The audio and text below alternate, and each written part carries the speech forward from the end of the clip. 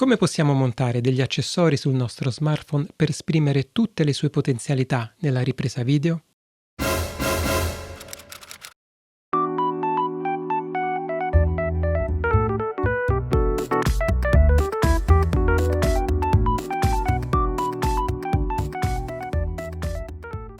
Ciao, mi chiamo Giancarlo e benvenuti sul mio canale dedicato al mondo dell'audio e del videomaking.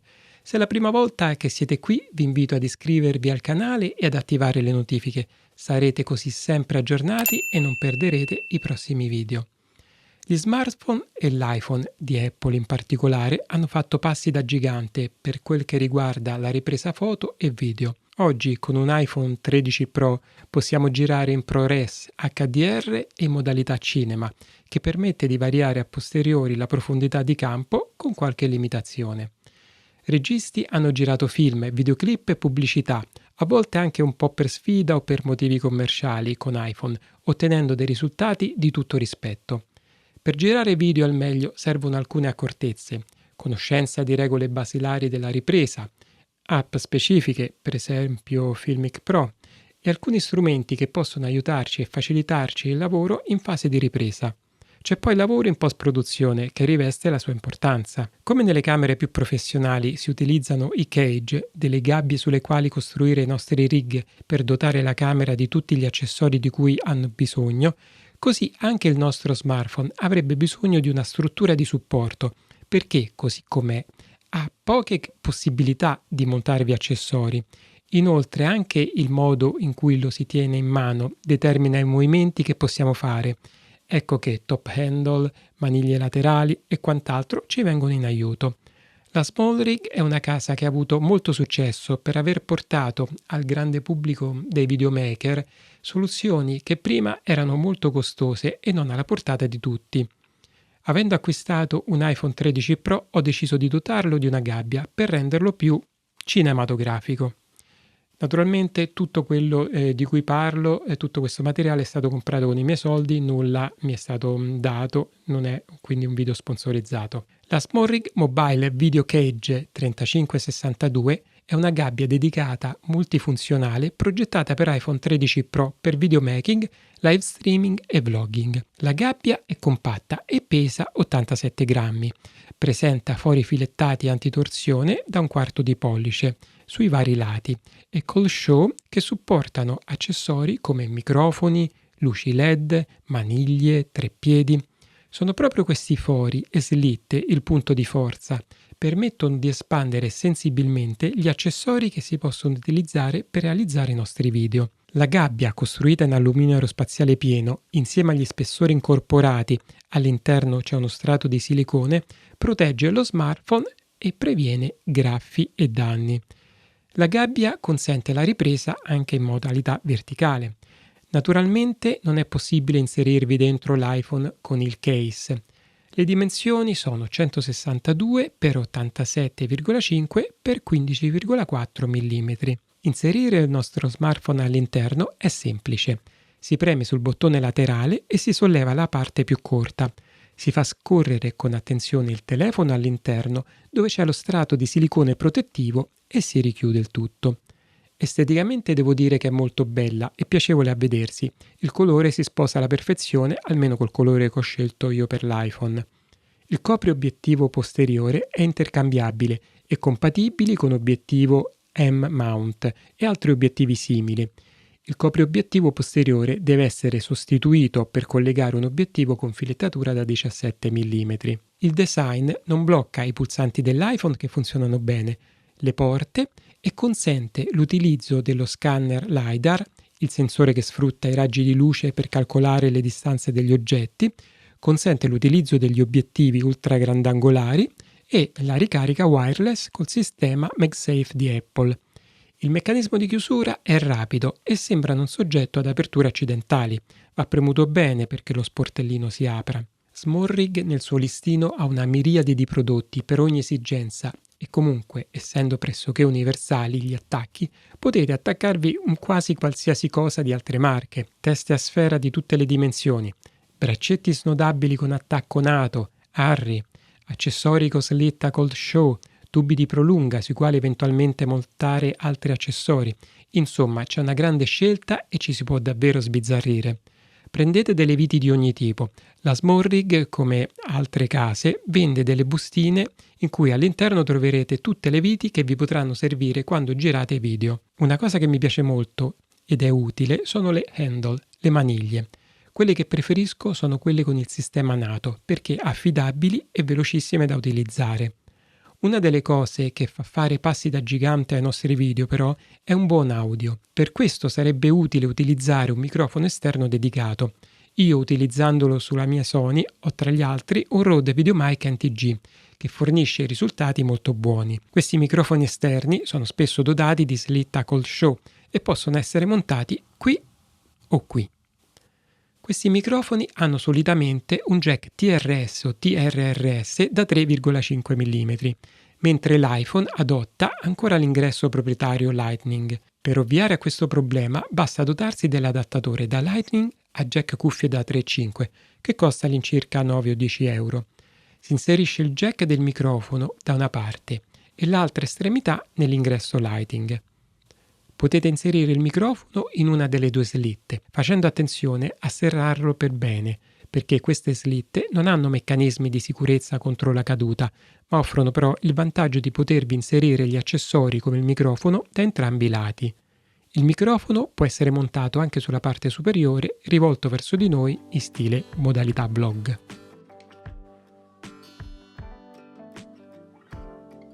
Per le nostre riprese questo microfono è probabilmente anche troppo ingombrante, ma se volete una qualità superiore, allora, più consoni alle dimensioni dell'iPhone, posso suggerire altri microfoni, come il Rode Video Micro o il Daity V-Mic D4 Mini, che costano all'incirca sulle 50 euro, oppure il Daity V-Mic D4 Duo, che costa un po' di più, sulle 70 euro, però ha due capsule, una davanti e una dietro. Se utilizzate le AirPods, ricordiamo che l'uscita Lighting è già occupata dal jack del microfono. Potete monitorare l'audio. Con l'app propria di Apple, quella per registrare foto e video, no.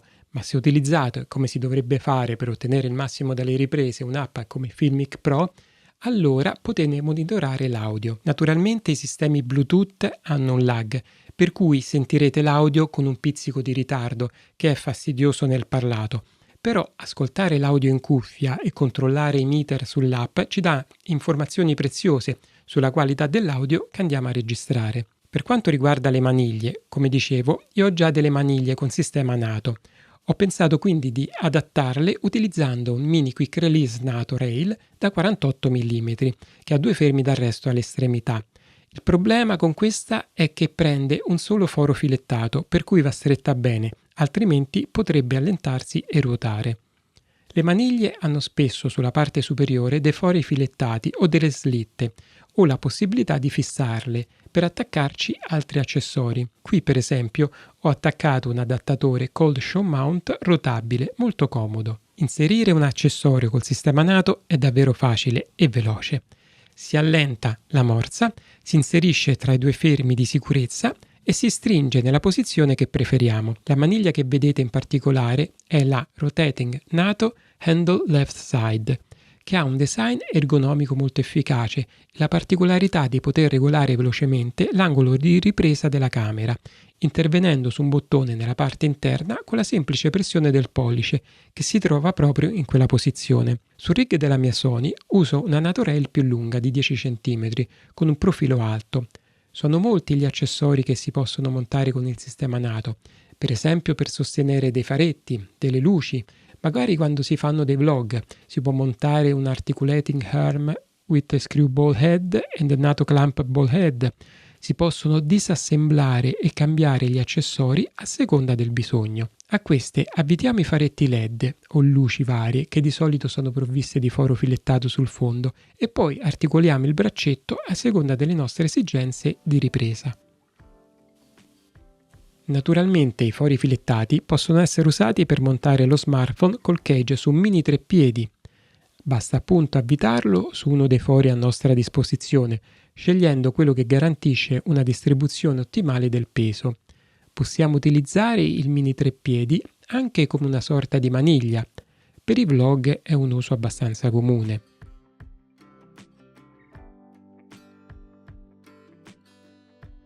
Ci sono anche mini treppiedi da tavolo molto piccoli che possiamo portarci dietro sempre perché appunto minuscoli e utili in molti casi.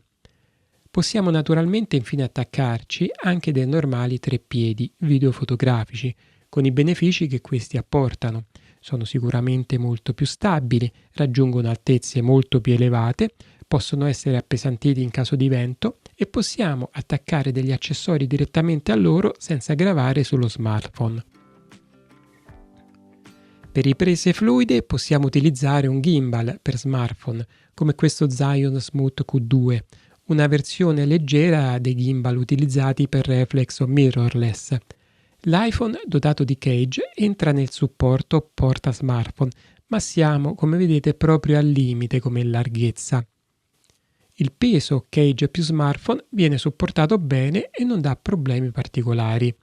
Lo uso, ma non sono un grande amante di questi mini gimbal perché i movimenti non sono fluidi come sui fratelli maggiori e spesso si osservano degli scatti. Il cage può essere montato sulle piastre a sgancio rapido dei gimbal DJI e Zion, utilizzando magari dei pesi come questi qui per aumentare il peso, altrimenti troppo leggero, dell'iPhone. Con questa cage possiamo davvero sbizzarrirci e rigarla come fosse davvero una camera stile cinema. Prendiamo i giusti accessori e le viti adatte per attaccarli.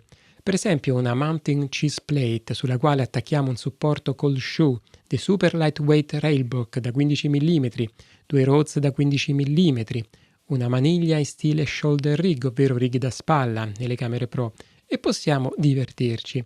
Aggiungiamo magari anche una maniglia con un microfono esterno. Magari un allestimento del genere potrà essere anche esagerato, ma possiamo dar sfogo alla nostra immaginazione. Attenzione al fissaggio però delle viti. Una sola vite non garantisce una perfetta stabilità, soprattutto con molteplici accessori attaccati. Almeno 2 punti di fissaggio sono l'ideale se non si hanno innesti con antirotazione. Il costo si aggira sulle 40 euro, che non mi sembra esagerato se paragonato per esempio alle custodie MagSafe in silicone di Apple, che costano 55 euro. Nell'utilizzo pratico devo dire che si è rivelato un ottimo strumento, fatto con cura, solido e versatile. Permette di utilizzare vari accessori che sono la prassi nelle riprese video con mirrorless e affini. Primo fra tutti a mio avviso la maniglia laterale, che permette movimenti più fluidi anche se ovviamente non è certo un gimbal. Allontana le mani dal corpo del telefono limitando così un po' le vibrazioni. Ci si stanca meno a tenerlo in mano e favorisce anche una ripresa più in asse.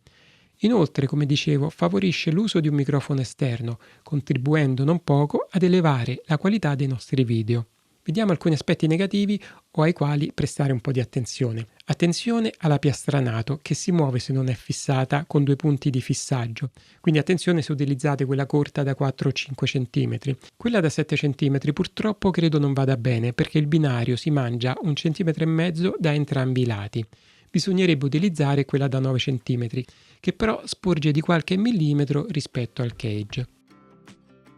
È possibile inserire nel cold shoe una livella a bolla, però questa non si blocca, quindi il risultato è inattendibile e quindi secondo me è preferibile usare la funzione metro di iPhone. Il peso della gabbia, come detto, è di 87 grammi. La gabbia più lo smartphone insieme costituiscono un peso che non è certo leggero. È bella a vedersi, ma sicuramente poco elegante, per cui a cena fuori porterei magari la cover in silicone. Silicone. Come detto, all'interno, sopra i tasti e intorno agli obiettivi è presente il silicone che protegge il telefono da urti e graffi. Mi auguro che sia di buona qualità e che non si deteriori nel tempo. Questo cage mi sembra protegga bene l'iPhone e gli obiettivi. La parte intorno agli obiettivi è gommata e questa fa molto attrito e fa sì che il telefono non scivoli quando appoggiato sul retro. Sul davanti è in rilievo naturalmente, ma non essendoci la gomma o altro scivola facilmente. Il silicone della cover MagSafe per esempio fa un pochino più di attrito, quindi attenzione, se sta sul dorso è bloccato, ma se lo ponete con lo schermo rivolto sul tavolo facilmente può scivolare. Alternative sempre in casa a Small Rig, magari per altri smartphone, ci sono. Per esempio il Cage Universale 2791, una gabbia universale per telefoni cellulari, per fare vlogging, live streaming e girare video. Si adatta a vari smartphone, oltre ai soliti iPhone 13, 12 mini, 12 Pro, eccetera, anche al Galaxy S20, S20 Ultra, Huawei P40, P40 Pro. Questa soluzione, oltre però a essere più ingombrante, non permette la ricarica wireless dello smartphone, per la quale bisogna necessariamente tirare fuori il telefono. È comunque un sistema troppo ingombrante a mio avviso, utile solo se si parte con l'idea di realizzare video prettamente con lo smartphone. Di sicuro in tasca così non ce lo infili. Accessori. L'accessorio principale che Small Rig offre è la maniglia laterale Lightweight Side Handle for Smartphone Cage 2772. Ha una chiave incorporata e può essere utilizzata per regolare l'altezza della maniglia e stringere anche la vite di bloccaggio. Come molte maniglie ha i fori filettati da un quarto sulla parte superiore dell'impugnatura per il fissaggio degli accessori. È compatibile anche con la hand strap per una ripresa a mano più sicura. Pesa 120 grammi. La superficie è dotata di una gomma antiscivolo per garantire una presa confortevole. Altro accessorio è il Mini Top Handle for Lightweight Cameras. Una maniglia superiore leggera che però nel caso dello smartphone non ha una grandissima utilità. Se avete mirrorless leggere allora sì, perché potete utilizzarla per entrambi. Considerate che è di dimensioni molto ridotte, per cui chi ha mani grandi potrebbe trovarcisi male. Comodo che ha un cold shoe mount con dispositivo anticaduta e un attacco ARRI da 3 ottavi, utile magari per montare un monitor esterno sulle mirrorless. Bene, mi auguro che abbiate trovato utili ed interessanti queste informazioni. Vi invito ad iscrivervi al canale, attivare le notifiche e lasciare un like se il video vi è piaciuto. Lasciate pure un commento qui sotto raccontando la vostra esperienza. Ci vediamo alla prossima. Ciao!